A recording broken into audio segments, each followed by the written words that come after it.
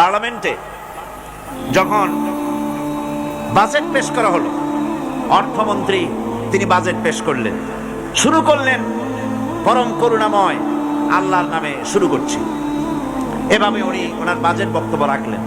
বাজেটের উপরে আলোচনার সময় বরাদ্দ হলো ৩৯ ঘন্টা। সেই ৩৯ ঘন্টায় দলের অংশীদারিত্বের রেশিওর উপরে ভিত্তি করে আমি পেলাম ২৫ মিনিট। এই ২৫ মিনিট বাজেটের আলোচনায় আমি বললাম, মাননীয় অর্থমন্ত্রী একজন মুসলমান মানুষ, উনি কেন পরম করুণাময় আল্লাহর নামে শুরু করছি বললেন, উনি বিসমিল্লাহির রহমানির রহিম বলতে পারলেন না কেন? প্রশ্ন করলাম। আমি আলোচনা অগ্রগামী হলাম, আমি বলতে থাকলাম। আমি বললাম, অনুবাদ যদি করতে হয় তাহলে তো অনেক কিছুর অনুবাদই করা প্রয়োজন। দলের নাম পাল্টান, আপনারা যারা ক্ষমতায় আছেন, এটা ইংরেজি এবং আরবি মিলানো, নামগুলি সব পাল্টান, অনুবাদ করে বলেন। তা তো বলা হচ্ছে না, শুধু বিসমিল্লাহর বেলায় অনুবাদটা কেন করা হচ্ছে, এর কারণটা কি? কোরআনে কারীমের ১১৩টি সূরার ১১৪টি সূরার ১১৩টিতে বিসমিল্লাহ আল্লাহ পাক শিরোনাম দিয়েছেন, আর ১১৪ আল্লাহ পুরো করেছেন সূরা নামলের ভেতরে আরেকবার বিসমিল্লাহির রহমানির রহিম বলে। আমাদের সংবিধানের দ্বিতীয় লাইন হচ্ছে বিসমিল্লাহির রহমানির রহিম। এই কথাটা আমরা কেন বলতে পারলাম না? আমরা তো অসংখ্য শব্দ ব্যবহার করি আমাদের বাংলা ভাষার মধ্যে। আমাদের বাংলা ভাষা হচ্ছে, আমি বলেছি পার্লামেন্টে, এটা সমুদ্রের মতো, অসংখ্য বিদেশি শব্দ, অবাঙালি শব্দ আমরা এর মধ্যে জায়গা করে দিয়েছি।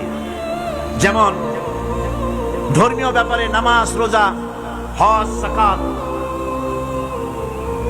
আখিরাত, রিসালাত, বেহেশত, দোজখ, ফেরেশতা, বিবাহের ব্যাপারে আকিকা, কি বলে,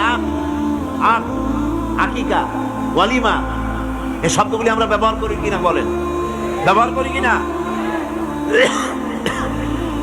বিচার বিভাগে আমরা ব্যবহার করি আদালত, মুনসেফ, ওয়াকিল, মুখতার, মুসেলকা, নালিশ, জামিন, ফৌজদারি, তারপরে ফরিয়াদি, এ ধরনের অসংখ্য শব্দ, কিস্তি, দস্তখত, ইজারাদারি, অসংখ্য শব্দ আমরা ব্যবহার করি।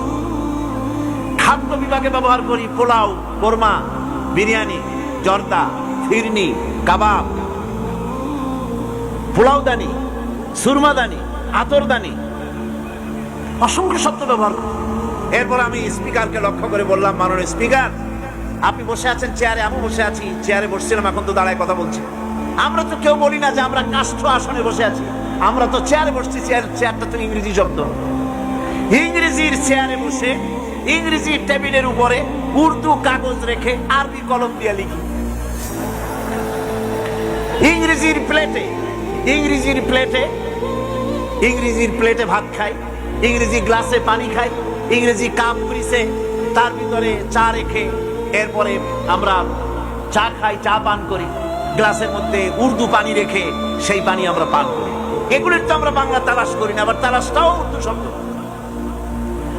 এত অসংখ্য শব্দ আমরা ব্যবহার করি বাংলা ভাষার মধ্যে, তার কোনোদিন প্রশ্ন উঠল না এটাকে অনুবাদ করা। অথচ আমরা দুর্ভাগ্যজনক সত্য যে বিসমিল্লাহির রহমানির রহিম বুক ফুলায় বলতে পারছি না, এক শ্রেণীর লোকেরা বলতে পারছি না।